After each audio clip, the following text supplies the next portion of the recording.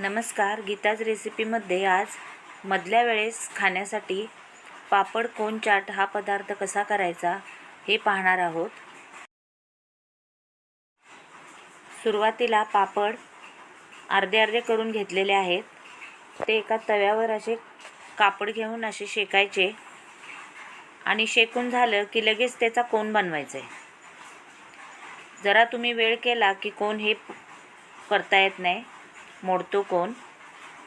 बघा, हे कोन करून असं एक लहानशा पेल्यामध्ये किंवा मातीमध्ये असं ठेवायचं, म्हणजे ते कोन तयार होतात.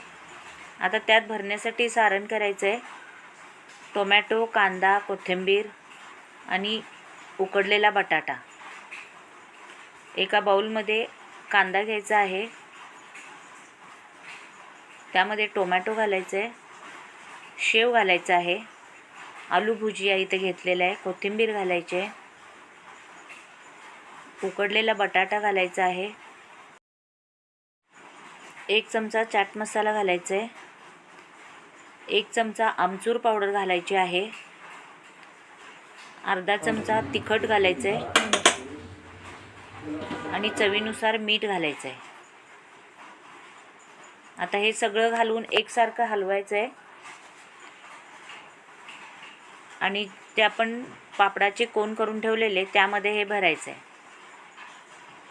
आपला तयार झाला पापड कोन चाट. तुम्हाला ही रेसिपी कशी वाटली मला कमेंट करून कळवा आणि माझे चॅनल सबस्क्राईब करा आणि व्हिडिओला लाईक करा.